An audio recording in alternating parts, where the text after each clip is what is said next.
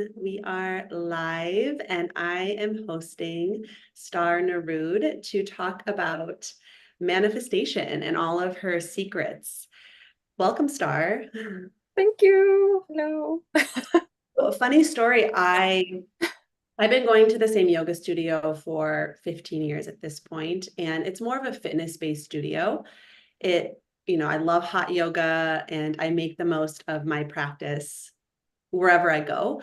But I stumbled into Star's class at this studio and was blown away by her instruction and felt so tapped in spiritually in a way that I don't, I mean, our practice is up to us, right? But the container that she held so many aspects of the divine feminine, of consciousness. And I continued to go to her class, got her YouTube channel, and saw that, of course, she talks about manifestation. She talks about emotional regulation, which I just did a video on. And there's all sorts of synchronicities. So her YouTube channel is Serene Alchemist, and I so encourage all of you to check it out. We're going to be talking about her approach to movement, her approach to manifestation, and she has so many more goodies on her channel as well as on her membership platform. Welcome in, everyone. Thanks for saying hi.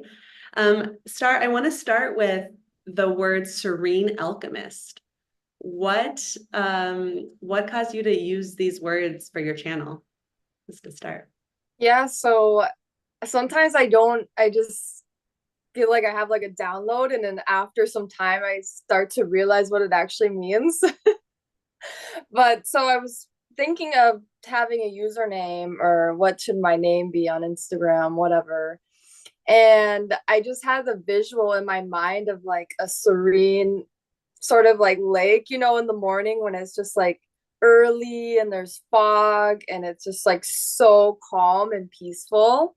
And I feel like the alchemist sort of comes into basically taking like the heaviness or very like suppressed emotions or unconscious programs and sort of alchemizing or transforming them, bringing them back into the light, so that way we can more step into that power and fully embrace all of ourselves.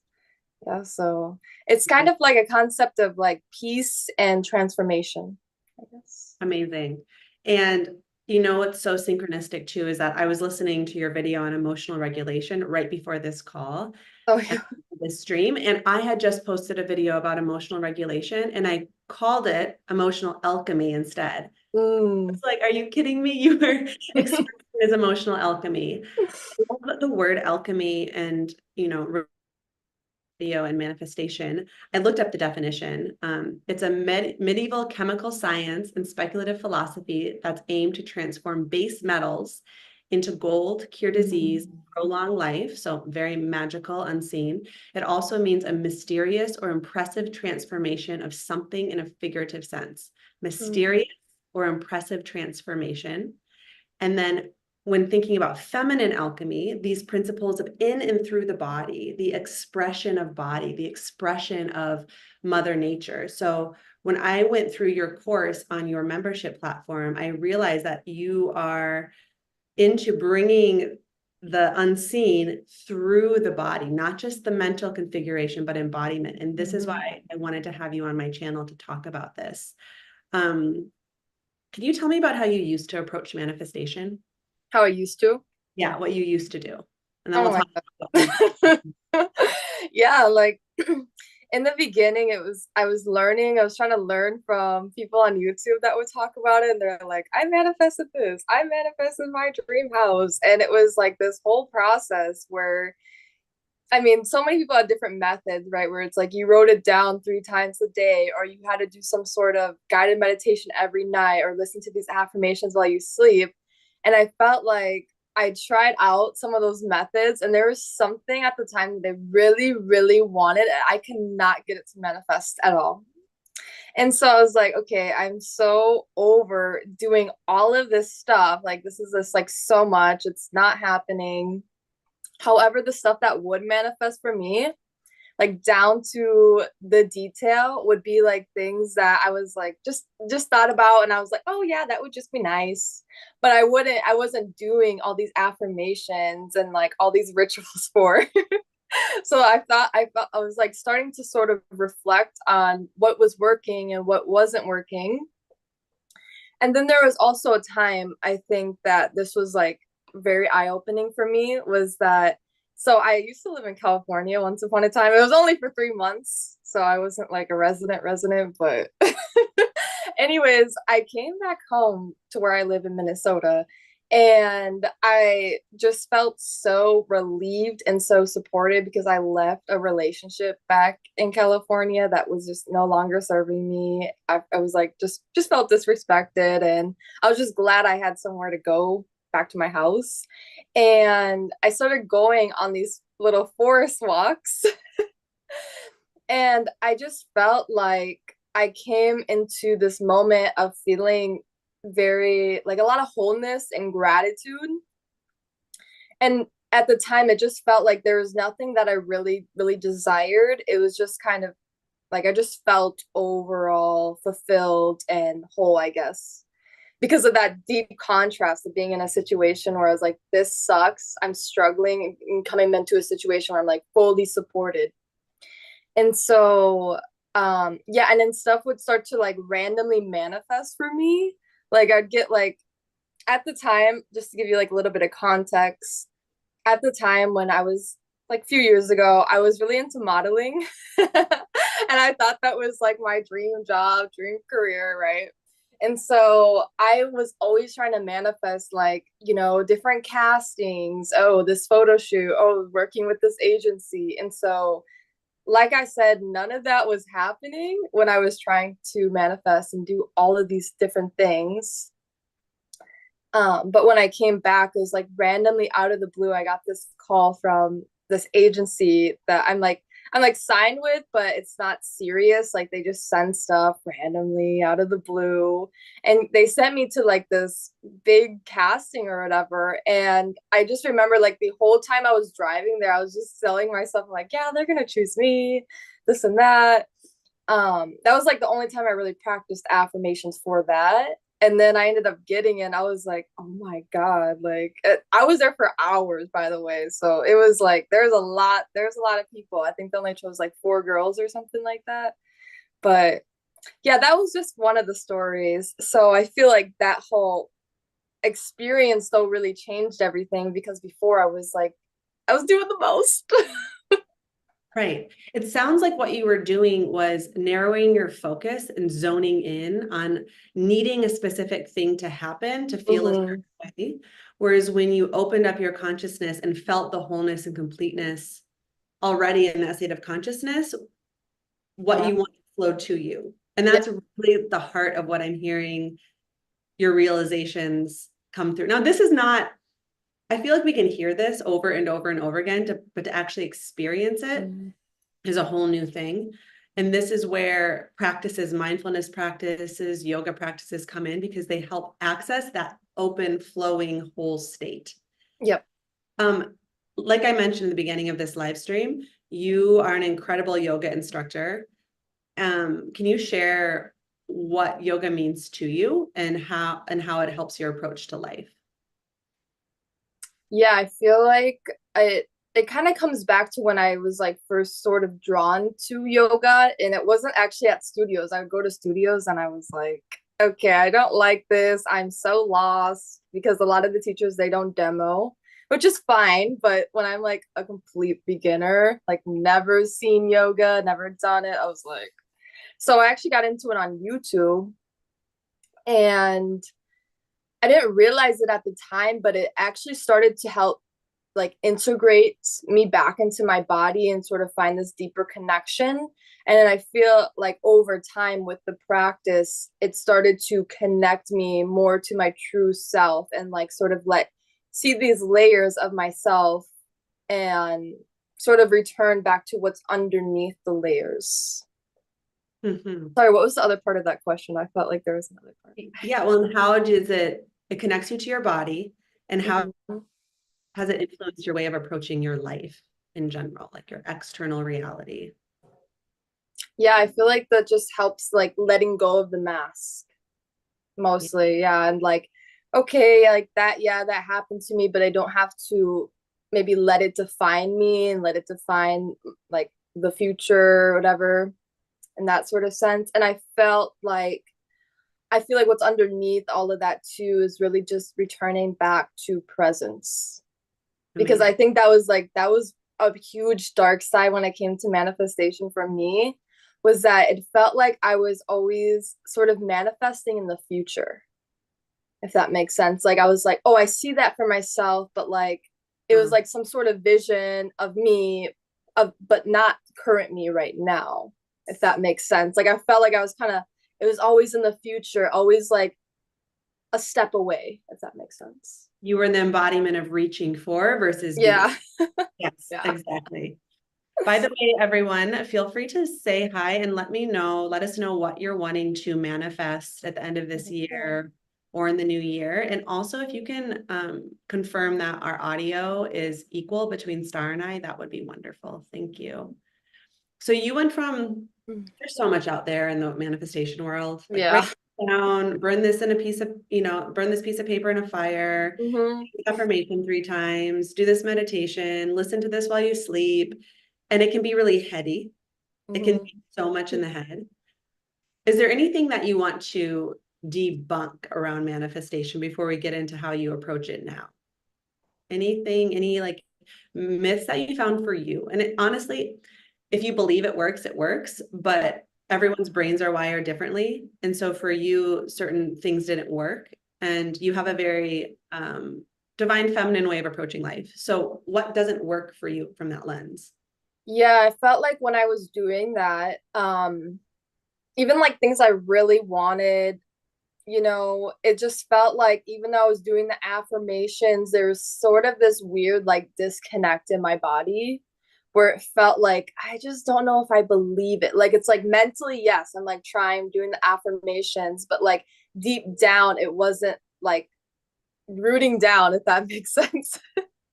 And I felt like that was because too, like when people talk about shadow work, it's because too, if you have like deeper wounds and also like limiting beliefs that you're not conscious of that are playing out, those things, that's why that weird disconnect's happening. And it's like no matter the affirmations, you can't put makeup over a wound. Like it's still gonna be there. And it's like you do have to sort of look at those deeper wounds and understand like what are the stories around that too. And not just like, I guess, look at them, but also sort of befriend them, if that makes sense. Because a lot of people, they might like, at least in my experience too, when I was finding out deeper, darker sides of myself, I was like blaming other people, like, oh, well, my mom did this to me, and that's why I'm like this, and that's why I have this wound. And it's like, oh, this sucks. And it kind of gets like in a dark, like spiral, I think, sometimes when you do shadow work. But instead of maybe reframing it to sort of see these darker parts of yourself and befriending them and like trying to understand them as if you were trying to understand a friend that had that wound or that maybe trauma or something like that. Mm-hmm. Mm-hmm. So And yeah, sorry, what were you gonna say? I was going to say, so the kind of the myth is that I can manifest and bypass these Mm-hmm. deeper shadows. Mm-hmm. And I know that in my work in the neuroscience world, a lot of these shadows are the wiring of the nervous system and the subconscious and things that Yeah. we've experienced throughout childhood, throughout our upbringing that live beyond conscious awareness. So when we're only trying to manifest consciously without acknowledging the subconscious, there are opposing resonances Mm-hmm. that have to go through it. And this is where some of the teaching of the divine feminine comes in, because it's in and through the body. It's not about transcending up and out of the body. It's in and through. It's that yin energy, in and down. Mm-hmm. It's the ocean floor, the depth of the ocean floor. All Yeah. of it's the womb, the fertile space of the womb, the unseen, and that's where life can grow. So how do you what did you do to shift the way you manifest? We've already touched on this, finding the embodiment first and then letting everything flow to you. And I know your course goes through other aspects that you've been able to incorporate in your life. Is there anything else you want to share for how you approach manifestation now? Yeah, I feel like how I approach manifestation now too, I think just like tying a little bit back to the myth part too, is that a lot of people are manifesting to sort of avoid how they really feel. Like, for example, if someone that really wants to manifest a lot of success, like, why do you need that success? Like, why do you desire that in the first place? Because that can really show you what is like that deeper wound that you have. For a lot of people, that might be like, I'm not good enough, or your parents aren't, I don't know, proud of you from something in childhood or something. But there's like a lot of things like that. If you can kind of look at, why am I even desiring this thing? And not just because I want it, but like, what is the deeper sort of motivation to that? And so I think now how I sort of go about manifestation is really prioritizing my own sort of self or spiritual practice, if you will. And by that meaning like returning back to, I guess, like this sort of remembrance of who I am. And you can kind of do that through a spiritual practice. It doesn't have to be like yoga or meditation, but just something where you can start to connect to who you are underneath the stories that you tell yourself or that other people are telling you that you've adopted as your own. And I think too, because from my own realization, is that we already do have the abundance, the love, the success, like deep down, because we are the universe, right? And it's like, however, since we all have egos, it's like our egos are constantly like, I don't have this. Oh, I want this to feel better. Oh, I want this. And it's constantly searching for these things outside of itself to feel better, to like cover these wounds, because you don't understand that deep down you already have it. And so when you realize that you already have it by having a practice where you can connect to yourself in a deeper way, then it becomes a lot easier, because then if you ever set intentions or you start to rewrite these beliefs or rewrite these stories, it's a lot easier because you're more embodied, and it's not something that, oh, I need to have this to feel better. Even though you think you're manifesting it, if you still are like reaching towards it, or there's still this like attachment or resistance, I find that that was a huge problem for me. It's like, I didn't know how to let go of the manifestations. Yeah. Everybody's like, just let it go. And I'm like, how do you let it go? But Exactly. I found through my own practice, it's just by realizing that you do already have the sort of key ingredient, which is realizing that you already are the abundance or the love or whatever it is that you were trying to call in. And then when you sort of set that intention with your mind, maybe it's visualizing or just thinking like, that would be nice if that happened. I don't know. I think for everyone it would be a little different. Mhm. But then it comes a lot easier, and it's a lot easier to rewrite because you're not sort of trying to cover up a wound, if that makes sense. So good. There's so Yeah. much here. The first, the first piece I want to highlight, and I remember this from your course, is why are you manifesting? Are you manifesting to run Mm, from something? So to those of you tuning into that, think about the thing you want to manifest. And do you want it because you're running away from something? That was a really big mm, question I was asking myself in this course. Rather than manifesting from this desire of just amplification of self, just like, or deep self, like heart self. And, we titled this video Manifest Love and Money, Love and Abundance. These are the two very common desires of human experience. mhm, So with the manifestation of love, I find that a lot of people seek that in another person outside of themselves. So they don't feel the love until that person comes, and they have these maybe fleeting experiences that aren't that deep heart-centered expansion. And I've had incredible experiences in my own mindfulness practices, dancing, yoga. For me, it's mostly in movement. mhm, But I like expansion, like complete, like I can feel that I'm loved.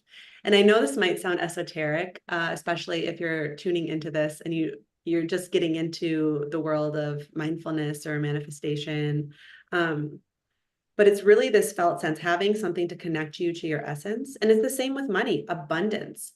truly, if you think about the fact that we have these cells that rejuvenate constantly in the body, it's constant rejuvenation. We have this digestive system that's working on its own without us asking us to do anything. There's so much wealth in the body.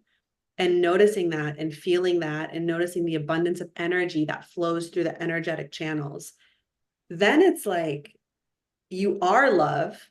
So love finds you, or you are abundance. So that just shows up in your life. And this is kind of what I'm hearing you get at. And so the key is to find a way to connect to your true self, which is, I think, through the heart, from what I've been learning scientifically, spiritually, connecting through the heart, letting it radiate through the body, and then letting it just kind of unfold and feeling it, because it will find you. I feel like these states will find you in nature, movement. It's different for every person. Am I kind of tracking with what you're saying here? Yeah, exactly. Yeah. Yeah, wonderful. That's so good. Another thing that a reframe that I loved that you shared was that many people see manifestation as bringing something into physical form. And you just said that's not it. It's something that's energetic. And I've heard this actually. It's like when you decide, but it hit me in a different way with how you shared it, that the act of manifesting is, okay, I visualize that I want this success or the feeling of success. I've manifested it because I can feel it in my body. Mm-hmm. It doesn't happen when it's in physical form. It happens when you can feel it in energetic form. And then it's inevitable that it's Mm-hmm. coming and hold that state. Mm-hmm. Can you speak a little bit more to this reframe, because it hit me in a really powerful way. Yeah, yeah, because that's exactly what I was learning when I first was getting into manifestation was like, oh, when the physical thing actually happens, that's when you can say you manifested it, but then it creates such a sort of attachment to the physical reality and to like external things, and then you're always like looking for it, right? Or you're always looking at that dream board and you're always looking for it. And I'm not hating on dream boards, by the way, but I don't know. I don't practice them. I used to. I could see how they work, but if it seems like if you're always looking for it, it's not really embodied, because if you already had something, would you always be like looking for where it is or when it's gonna come? No. So I think that, yeah, that reframe of, oh, I already manifested it, when you embody it and hold that sort of that belief that you already have it, and sort of that feeling. And it's not that you have to walk throughout your day like 24 hours. Oh, I'm like in this state. I'm going on this trip. Yeah, I'm in this state like all day, because things are going to happen and you're going to have different emotional states, and it's not to avoid them. But it's rather, what I like to practice is just maybe like setting the intention or writing it down, whatever your process is for that. And basically every time, like I will repeat like the belief that, okay, this is happening. Oh my God, I'm so excited this is happening, whatever. And when throughout my day, when I have the opposite belief come up of like, oh my God, how am I actually going to do that? Oh my God, like the contradiction, it's like immediately when I have that, I just rewrite it. I just rewrite the belief and tune back into like that embodiment, because I find that that helps to actually rewrite. And it's not that you have to like listen to affirmations when you sleep or write this down as soon as you wake up, but you just need to change it when the conflicting belief comes up. And I feel like this also ties a little bit back into shadow work, because it's not that you want to avoid things. Like, is the belief that's coming up, is that something that you need to look deeper at? Like, is there something more deep? And I feel like personally, I know that because there's a weird disconnect in my body when I do try to rewrite it. Usually it's like more in my like belly or lower belly area. There's like this, it's like a strange feeling where it's like you want to feel excited, but you're not.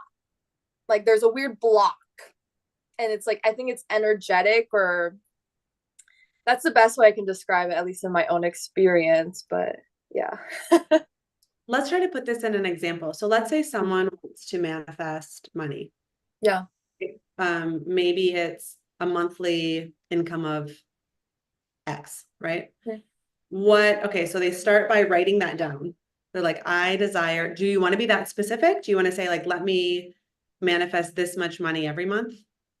I mean, you can if you want, or you can just say I'm like I don't know, be like I'm abundant or I'm a money magnet. It can be a general. I don't think it has to be super specific, but it can be. Okay. So then you tap into this affirmation of I'm going to walk through my day as if this money is already here. Not that it's coming, because if it's coming, that means it's always going to be on its way and it will never be here. Yeah. Who am I when who am I in the event that this money is here already? So walking through that consciousness. So you're going through your day and you're feeling it, all this stuff, and then something comes in of like you snap back, you feel that block. Then what? What do you do? Like you have the belief come up that like how are you actually gonna make Yeah, that? this You is just rewrite stupid. it. Yeah. You rewrite it as soon as you notice it. And what does that mean to rewrite? Do you say, do you, Mm. is it an embodiment? Is it a Yeah, different like thing? yeah, like I usually will just sort of like rewrite, I mean, like rewrite the narrative or the story. So it's kind of like similar to what you wrote in your intention. Like, oh, it feels so good to make $5,000 a month. And then when I have the what's it called? Contradicting or conflicting Yes, yes. belief come up that's like, how are you actually going to make that amount of money? You only make this amount of money an hour, just for example. Then immediately rewriting it, oh, it feels so good to have $5,000 a month, and coming back into that, oh, that feels so good to feel like supported, or just, I don't know. For me, it's a little more like intuitive of just making the story of like, what would my thoughts be if I was making $5,000 a month or 10,000, whatever that amount of money is, and tuning back into that feeling. But at the same time, it's easier to rewrite the story when you've already done the shadow work around that belief, because you'll be a lot more aware when the negative beliefs come up. Yeah. Because, for example, like I was really into manifesting money. I still like manifesting money, it's fun, but I used to do all of the shadow work around money. Like people would say, okay, write down your intention and write down every negative belief that comes up. And I feel like that is helpful. I mean, you can write it down or just become aware of them in your mind, because a lot of the negative beliefs are just happening on autopilot, or they I don't know if this is going to make sense, but they almost sometimes speak in like different voices. Like, for example, a lot of people have that belief of I'm not good enough. And a lot of time that shows up and I don't have enough time. I don't have enough money. I don't have enough resources. And it's that same belief though. It's just, showing up in another narrative, I guess. And so Mm. the more you can become aware of like, what are your limiting beliefs around that manifestation when you're out in your day and like commuting or being around people, when they come up, you'll be able to notice them because you're like, oh yeah, that's that belief. But it's like if you don't know what those limiting beliefs are, then it's a lot harder because they'll just kind of a lot of times like consume you, or you're just like all of a sudden back on autopilot stressing about your financial situation and you don't notice it until some time after, if that makes sense. Right. And these beliefs too, like I am not worthy or there's scarcity, they're more than just tracks. Because I've totally taken the courses where it's rewrite your beliefs, but I feel it stays in Mm-hmm. the head. It's like a But you con what? it stays in the head. It's like if you just rewrite, but what you're saying is to bring it into the body. So, okay, you're out in your day and you're saying, I want to make X amount every month. I am that person now. You're feeling good. And then all of a sudden your brain says, yeah, right, this is stupid. Like, Yeah. look at your surroundings. This isn't going to happen. So then, first of all, mindfulness. This is where mindfulness practice comes Mm-hmm. in, where you can see your thoughts. And then you start to feel these feelings of, let's say, sometimes a lack of money is associated with fear, survival. And you say, okay, here's this, I'm not safe feeling. So it's, yes, rewriting the belief, but then now we're going into the emotion of it. And this is where the not bypassing that emotion comes in. And I love how you talk about embracing the emotion. So what would you do if this lack of safety comes up, and how would you address it? The feeling of the emotion. Like if it's still something you need to process, right? Yeah. Yeah. To approach Yeah. the shadow work, the wound of it. Mm-hmm. Yeah, because you don't want to like stay, or you don't want to like linger too much in that emotion, right? Because are gonna like eventually kind of manifest it just Yeah. based on like the law of attraction. That's why I talk about you like as soon as the belief comes up, switch it as soon as you can by being aware and having maybe an awareness practice too to help. Mhm. But yeah, in that moment, I like to do this process where it's like a three-step process. It's like so you acknowledge how you feel, acknowledge where you feel it, Mhm. and then you allow yourself to feel it, so just giving it like space to like breathe and like move through you. But I find that this process for me is like a really big practice because you don't want to become the emotion, you don't want to become the fear, but you just want to allow yourself to feel it. So it's almost like, can you create some space between you as the awareness or the observer and your thoughts and emotions. So it's almost like you relax. What I do is I try to relax my body. And then I just like, I actively say this in my mind too. I just say, oh, I allow myself to feel this. And then I feel it through my body, but I don't react to it. Like, for example, when it comes to anger, and I would do this practice before I wasn't doing this because I didn't know, but I would like clench up my fist, my face would get super tight, and I'm like, and I'm just like, yeah, allowing myself to feel it. But it's like I would become the emotion, and then it would like amplify even more Yeah. because I was like giving it, I was reacting to it and like giving my energy into it. So I feel like that's just a little tip to be mindful of. Just allow yourself to relax and just feel it. Like for me, when I just feel the anger, just feel it like, I don't know, it's like feels like it surges through my body, but I'm not like actively not reacting to it. I'm just noticing it and allowing it to be there, letting it have space to be there. And then the last step I tell myself is like, oh, I accept that I feel this way. And Mhm. usually when I kind of go through this three-step process, it actually flows pretty easy. And then I can return back to my sort of desired felt state or back to the sort of embodiment of my manifestation, if that makes sense. And I will say another thing, if it's like super deep, because if you keep having the same emotion continue to come up, it's always coming up for you. Or like for anger, I notice, at least for me, it always come up as frustration or irritation or just passive aggressiveness. And when I would do that process of allowing the emotion and feeling it without reacting, I'd Mhm. start to sort of ask the emotion, like, what are you teaching me? Or what is your message? It can be more intuitive for how you start to communicate, but you can actually talk to your emotions, and a lot of them do have this sort of message, especially if it's something that is always coming up or it's like deeply suppressed. You can start to ask, like, what is really there? What is really underneath that anger? Why are you so mad? But when you start to become the emotion, right, like the anger and tensing up, you can't communicate with it because now you are it. You know Mm. what I mean? Like there's no space between you and the emotion anymore. If that makes sense. So much. And for those of you tuning in, this is key. And I think a lot of people miss this part, that they try to Mhm. stay in the script, they try to stay in the visualization. And so then you can have this like, I'm abundant, I'm making this money. And then this underlying resonance of fear. I'm not safe. I'm not safe. I'm not safe.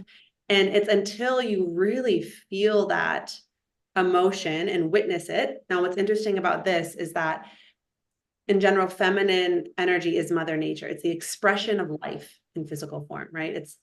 It is life. So it could be the emotion of fear, but the witness is that masculine space. You step back and you witness. And in that, life kind of moves. There's a divine dance that happens.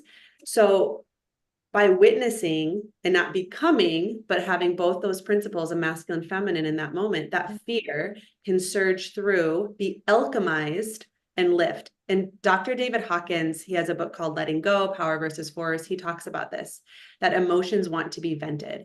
And often these core emotions, like, I know for me, fear came a lot from childhood. So until I could just really sit with the fear and hear it and invite it in, it doesn't matter how many times I said I'm wealthy. It Yeah. just, I have to sit with my fear.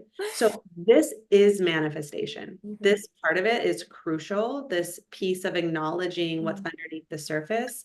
and feeling your emotions. And this is why I don't love the term emotional regulation. I love the term emotional alchemy with nervous system regulation, right? It's like the space, like we don't need to regulate the emotions. In fact, they need to flow. And then we can, in fact, hold that space and regulate our nervous system as we experience them. And what struck me is you talked about how you sit in stillness and let the emotions surge through your body and notice it. And because your yoga classes have so much beautiful movement, that surprised me. I'm not going to lie. And you have a lot of movement on your Instagram. And I just really had to sit with that. And how you described it right now makes a lot of sense, that by becoming it, you're just amplifying it. But by sitting back and witnessing, I'm like, really stars and stillness with her emotions. I wouldn't have thought that, but I love how you shared this. And I just think, I hope this is resonating with those of you who are tuning in. Okay, so now I'm just going to come back to this like money manifestation, because I know a lot of people are wanting to manifest money, and you can apply this to love too, or anything, success, whatever, new house, anything. All the things. But let's say, so then you sit with your fear, and maybe you do this, you're out driving, the fear comes in, but you take some designated time to go home or bring it to your, a healing practitioner, and you really move through it. So then you continue to access that state of, I have more than enough. I'm making this amount of money. I am that person. And you repeat it in dedication, in discipline, right? And you say you don't have to do it 24/7, but throughout the day, as much as you can, you access that state. And eventually what you found is that little things will start to happen. Is that true? Yeah, like you have like little synchronicities, stuff like that. Yeah. Yeah. And then in your course, you talk about taking action. So I want to move into that piece too, of like, what do you do? What does that look like? What does action look like when it's forced, when it's got that constrictive sense? And what does action look like when it's unfolding? Right? You gave the example of wanting to teach at a certain studio, and how you like were really trying to get the job by showing up. And then when you leaned back, you almost, like, synchronicity happened. I Yeah. don't use that story to share, but I think it's important to talk about the action piece, because you do have to take action for things to happen. Yeah, for sure. I think that when it feels forced, like there's, at least in my experience, there's like a sort of desperation. And it might not be like super obvious, but it feels like I'm doing the most, maybe. And it's not necessarily like hard work. Like when I was when I was like trying to get that job, I was like constantly calling. I was like trying to email them, trying to show up there when they were there. And it was like, I felt like I was just doing so much to like get this job, when like, I'm like, these people aren't even interested. And so I feel that when it comes to manifestation and taking action, that at least in my experience, the actions start to show themselves kind of like through the synchronicities. So a lot of people get stuck where they're like, I want this dream goal, I want this dream career, and they don't do anything because they think that they need to figure it out. Like same with the money, like, oh, I want to make this amount of money. And then they start to think of like all these ideas, or they start to try to look up all these videos of like, how can I make $10,000 a month and stuff like that. And they're like trying to copy what someone else has done, even if it's something that they don't really want to do. Like all that, like I see a lot of drop shipping stuff sometimes. I'm like, what even is that? I'm not hating. I'm not hating on it.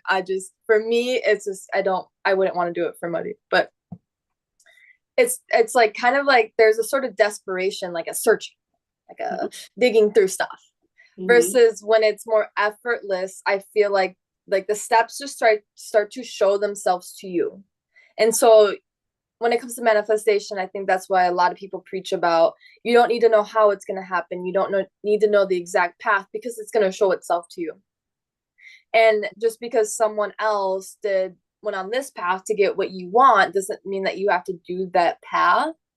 But the synchronicities can kind of show themselves in different ways. Like, for example, I noticed that when I was manifesting money, all of a sudden on my YouTube, there'd be like a whole bunch of videos about, oh, like success and making money and stuff like that. And I was like, this is so weird.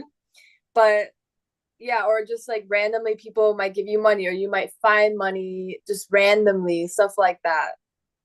And then the actions will start to show themselves to you, or the opportunities will start to show themselves to you. But I find that it's a lot harder when you're sort of moving from this desperate place. And I feel like it's harder because it's not really embodied. Because if it was actually embodied and you actually believed that you already had it deep down, then there wouldn't be this sense of, I'm desperate. Yeah, If that makes sense. it does. Needy energy. And I've Yeah. given this example before in my YouTube videos about manifestation, but say that you're going on a date with someone. Yeah. You have this like energy of I need you to feel love. Think of how repelling that is to the other person, unless maybe they're also in a state of neediness, but that eventually explodes, you know? It's like this leaned forward, desperate level of consciousness that actually it repels. Yeah. So and it's trying to control and direct energy. Whereas the unfolding is more of that allowing piece. Now, the taking action, so again, and speaking in terms of masculine, feminine, the feminine is that unfolding and allowing and trusting. And the masculine is the taking the steps. Because if you're just unfolding and then you're not taking opportunities and taking action, nothing's going to happen. You need both. But it's Yep. the way in which action is being taken. And I think this unfolding piece, this bit about surrender, I want to touch on this because can be so hard to understand and grasp. I know I've had an issue with it in my life of like, what does it mean to want something and let it go? Yeah. Desire, and then also like release desire. Do you want to speak to those? It feels opposing, but I wonder if we could just explore these dynamics because the surrender piece is important.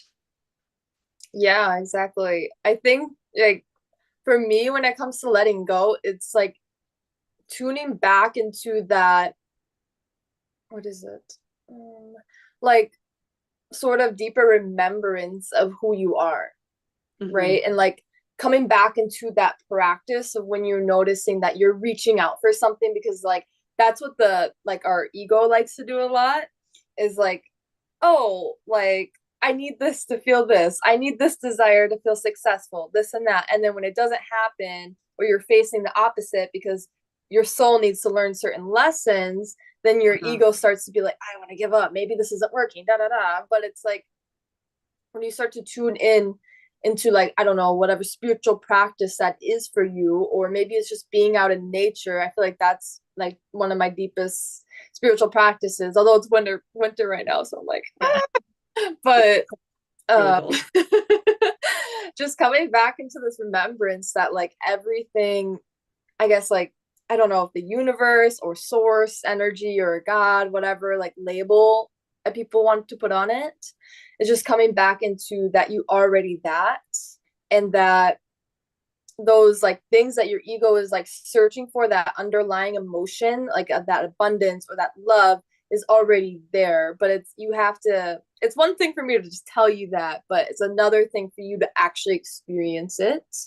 Yeah. And returning back to that wholeness, because I think that was like a really big key for me, is that when you're manifesting from this place of I already have enough, I'm already whole and complete, then it's a lot easier because you're no longer like grasping or searching for it, I guess.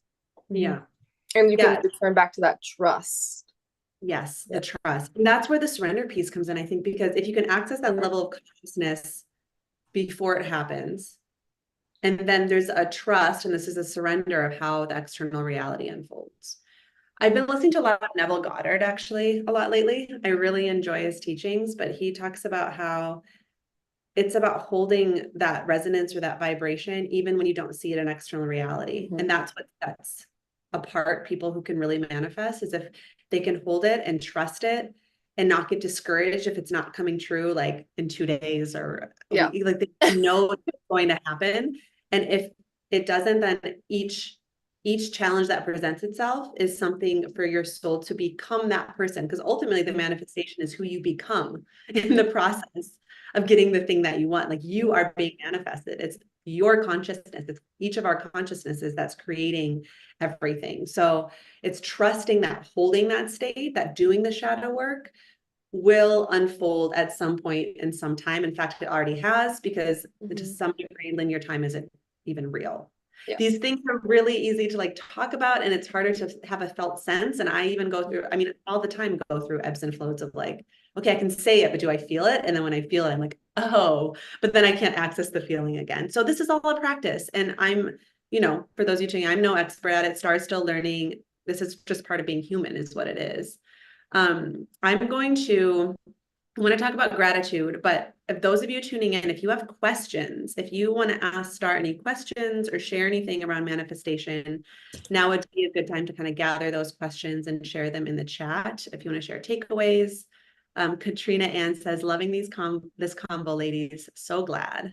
I'm loving it too. I'm learning so much from Star. It's pretty amazing. I mean, I've done a lot of studying of my own of manifestation, but I loved some of the distinctions you made. And how you share them in the words that you use. So thank you. Yeah. Oh, wait, another thing I wanted to say is this heart. No, ego. What? You just talk about ego. Well, what's coming to my mind is ego is like this fixed personality that lives in the wiring of the brain that has been wired according to our childhood, according to society. And it's a version of us, but it's not really the true nature, right? So when we filter these things through the heart, that's where that expansive energy comes in, and we're not trying to grasp, because the heart knows. And this is why heart practice is so powerful, because there is a nervous system in the heart, and the heart holds our essence. It also holds gratitude. So you put in your manifestation course, the sauce is what you said. You want to talk about the importance of gratitude in this journey? Yeah, I feel like, because that sort of like, I don't want to say like that, I don't think the ego is necessarily like bad or anything. It's just trying to protect you, right? It's just, that's what I feel like that's basically its function, and it's trying to protect you based on like all the things that have happened, all of the data it is like acquired through your past experience and stuff like that. Yeah.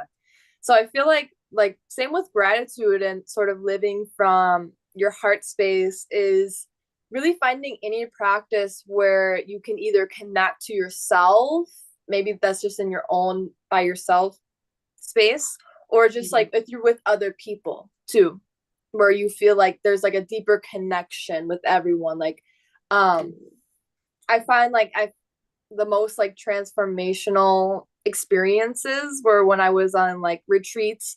And I think that was just because you're with a group of people sitting in ceremony or sitting in something together or doing a practice together, where you start to feel like really connected with everyone. And I feel like that for me brings like a lot of gratitude, is finding this sort of connection with everything, and also finding gratitude. I feel like this one's pretty obvious, but finding gratitude for, already having your manifestation, like, oh, I'm so grateful this is happening, this has happened.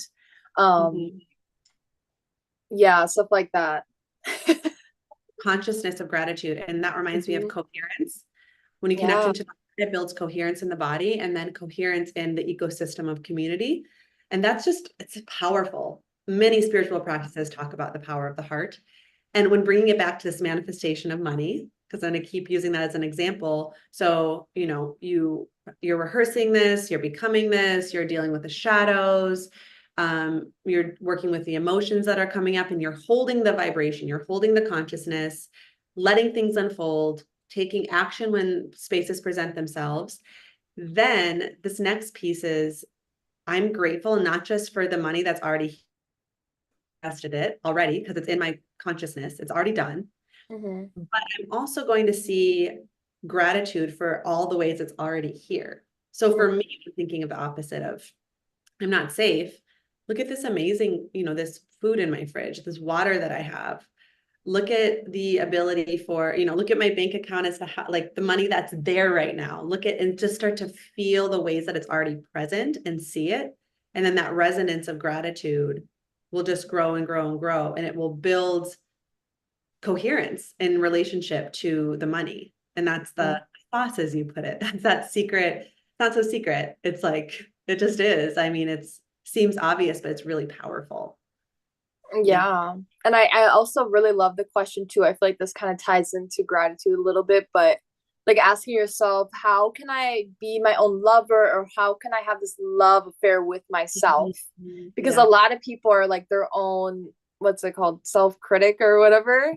Yeah. And it's like when you can really tune back into this sort of, if you were to treat yourself how you wanted a lover to treat you, I feel like there's a lot of magnetism that comes with that too. That's cool. Yeah. That's a Because great. it's like you no longer allow people, like if they are disrespectful or whatever, it's like it's not so personal because it's not hitting a wound, if that makes sense. Like you're kind of just like Because you've let whatever. yourself, yeah, like you're holding yourself in sacred. Yeah, you have this like, Mhm. yeah, this magnetic field of protection around. Yeah. Amber says, loved this. So glad. Katrina Ann, yes, we need to find our tribe. It's very important who we surround ourselves with and how, what Mhm. they manifest and their consciousness. Well, hopefully we can get Star next week to do a sample, not even a sample, like a 30-minute yoga practice. Oh yeah. If you're interested in that, doing that live with her, let me know if you would want something with feminine flow because her practices are so good with just feeling like goddess energy, honestly, or maybe setting an intention and flowing with Mm. that intention in honor of manifestation. So you can let me know in the comments or the chat if any of those stand out. Yeah. Also, Star, will you tell us about your course and your membership site? I linked it, I pinned it in the chat and I put it below in the show notes. I'll put it in the comments as well. Tell us about Oh your course. yeah, so it's just a school community. Right now it's free. And it's just like I think what's different about it than social media is that anybody can post in there. You can post questions, like not even just as a comment, but as a post.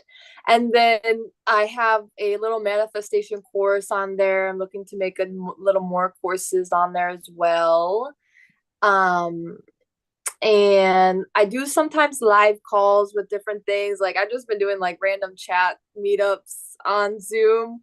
But yeah, I kind of do want to do more of like sort of heart-centered meditations or just like a little bit of movement things. So I don't know if everybody on there is like super into yoga. So I'm like, I don't want to make this too much about yoga stuff.